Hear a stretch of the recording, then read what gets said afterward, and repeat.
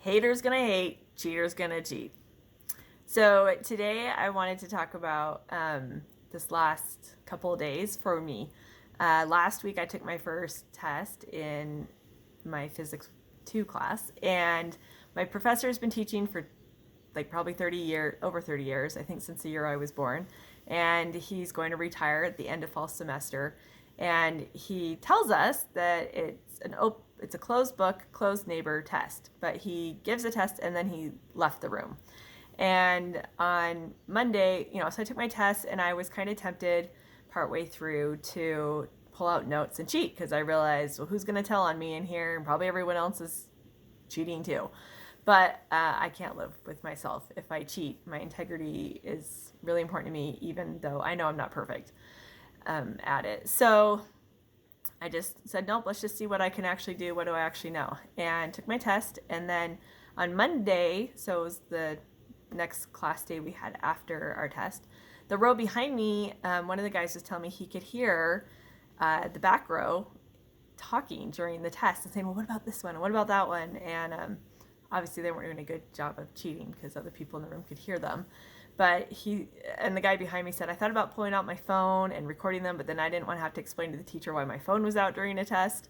So he just let it be. And we just said, okay, well, things will work out in the end. And didn't think too much more about it. So then yesterday I show up to class and we get back our test results. And my professor kind of wrote up the graph on the board and had all of the people who had like 80s and 90s up here, and there was a lot of them. Someone got like 101 because there was a bonus question, and then there was some 60s, and then there was like one lone person who got like this really low score. And I felt bad for that person with the lowest score. And so then I get back my result, and that person was me. So I was kind of really mad at myself because I knew I hadn't studied as well as I could have. It really is all on me. And then I came home and I was thinking about how those other students had cheated.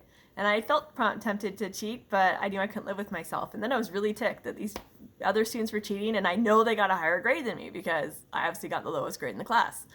And I made this 10-minute video that I did not post because it was just venting, and I don't think any of you really wanted to hear me venting for 10 minutes.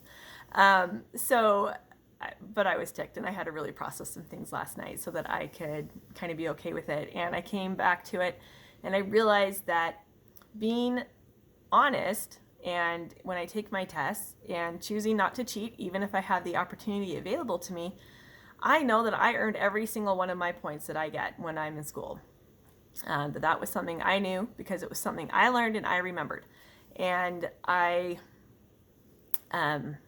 take comfort in that, and I feel very confident about myself because of that. And I'll touch on this in a later video, but there's something called imposter syndrome, and I kind of wonder how much of imposter syndrome is related to students who cheat. So yes. The other lesson that I really learned is I really, really appreciate my professors at Utah Valley University who take academic honesty very seriously. They will give 0 scores to students that they find who are plagiarizing or cheating. And maybe my current professor, cutting him some slack, maybe he just doesn't want to know when students cheat, and that's why he leaves the room, because maybe he's become jaded over his 37 years of teaching and just, like House says, everybody lies. So, I can kind of understand that. But going back to how it makes me feel, interestingly enough, this morning, my friend on Facebook posted that she had just read this article where a woman talked about keeping an honesty journal. And so she didn't include a link, and I went and looked for it, and it was in the New York Times about 3 years ago. And I read it, and it's interesting because the woman said her 6-year-old daughter says that when she tells the truth, she feels like her brain is gold, that's how it makes her feel. And so this author, she cites a 2012 study that was led by Anita Kelly,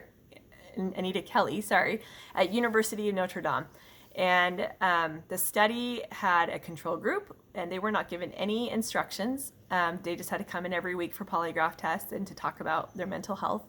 The purpose of the group was to try to find out if sincerity and honesty actually affected your health. And so the sincerity group was instructed that for the following 5 weeks, they needed to be honest and sincere in not just the big things, but in the little things as well in their everyday life. And so I'm just going to go to my notes here.